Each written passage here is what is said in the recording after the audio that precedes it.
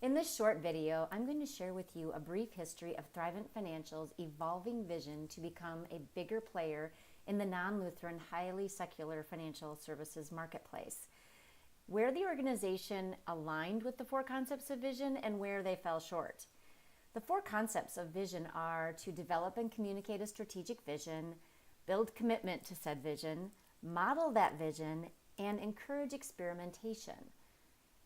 In a short backstory, we learn that Thrivent is a not-for-profit organization, the largest remaining fraternal organization in the country. It's been around for more than 100 years, and it was founded by a couple of small-town gentlemen in Wisconsin who saw the need in their community for affordable life insurance. These gentlemen happened to be affiliated with the Lutheran Church, and they founded Thrivent Financial for Lutherans. And it was born with a handful of advisors moving through Lutheran congregations in the Midwest. Over time, the organization grew, and they began offering full-service financial services, which include insurance, investments, advice, banking, generous giving solutions. In the 1990s, membership and sales were beginning to decline, and by 2012, new members and sales were no longer exceeding attrition. A new approach had to be taken in order to attract young, new clients to the organization. In 2013, the upper echelons determined that offering membership to all Christians, regardless of denomination and affiliation, was what was needed to turn this business around. An announcement went out to the field, the website changed a bit, and then crickets. Nothing happened. There was no vision shared. There was no leadership or education provided to consistently help the field learn to prospect and connect with this broader Christian market. And frankly, at that time, there were less than a handful of non-Lutheran advisors in the entire country. Cotter explains in his 2012 book, Leading Change, that the biggest mistake people make when trying to change in an organization is to plunge ahead without establishing a high enough sense of urgency with immediate managers and employees. Aligning to this research, Thrivent made several critical errors in 2013. A few of them include not creating a powerful guiding coalition, underestimating the power of vision, and failing to create short-term wins. Without the appropriate vision, transformation efforts are quickly reduced to a list of costly, confusing, and unfruitful initiatives. They either go in the wrong direction or in no direction at all. As Torres describes in a 2014 TED Talk, many organizations find themselves in crisis mode when markets shift and/or the company hasn't kept innovating.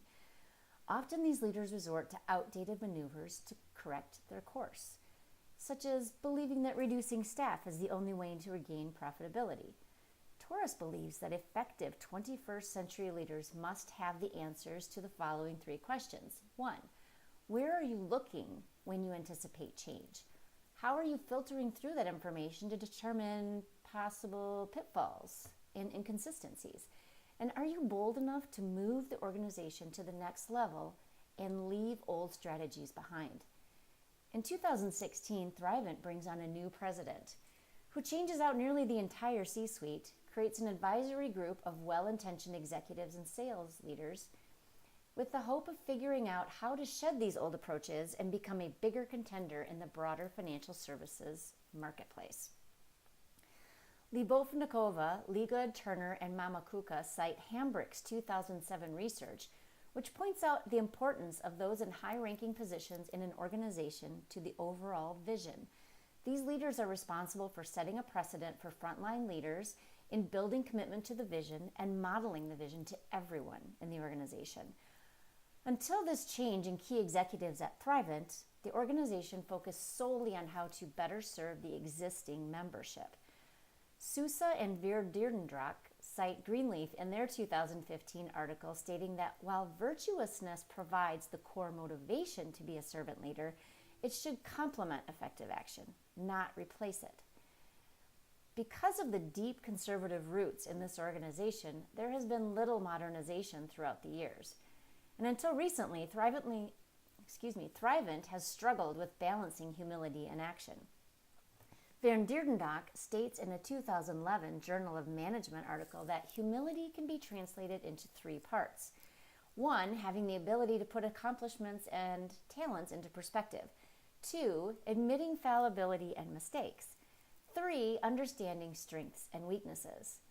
In the fall of 2017, all frontline leaders are called to attend a 2-day meeting at the corporate offices in Minneapolis, where a new 5-year vision is going to be revealed. The vision of Thrivent Now is to dramatically increase membership and profitability by requiring specifically targeted Christian church congregations, hiring and developing more Christian advisors who can prove that they have an immediate warm market to tackle, ramping up our volunteer community efforts, and last but not least, dramatically reducing field staff, taking 25 regions down to 15. This type of restructuring is not uncommon in the financial services industry. In fact, historically, most of these organizations approach a change to improve sales and margins in a similar way. Just quick fixes to the bottom line. Thrivent leaders did an excellent job in painting the vision of serving the broader Christian market.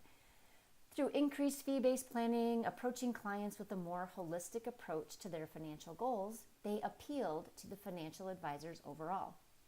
Yet, the other 3 concepts of vision have been overlooked, meaning the vision will not likely trickle down to frontline leaders when there is no commitment. Without that, the remaining 2 concepts, modeling the vision and encouraging experimentation, are impossible. Cotter points out in his 2012 book, Leading Change, that communication comes in both words and deeds, with deeds generally being the most powerful. Nothing undermines change more quickly than behavior by important leaders that is inconsistent with what's been verbally communicated. This is already rampantly evident in the organization just 6 months post-vision unveiling, with many employees distrusting leadership. An additional area where the vision was outmoded and tough to swallow was not putting the people within the organization first. As Sinek points out in his 2014 TED Talk, when the leader puts the people within the organization first and sets aside the immediate tangibles so that people feel safe and like they belong, remarkable things can happen. It's quite possible that requiring everyone in the field to reapply for and interview for their own jobs, ultimately laying off many key contributors, could create a sense of distrust in leadership and a feeling of insecurity in one's own job. Sinek points out in this same TED Talk that when the conditions are wrong, we are forced to expend our own time and energy to protect ourselves from each other. Inherently, this will weaken the organization.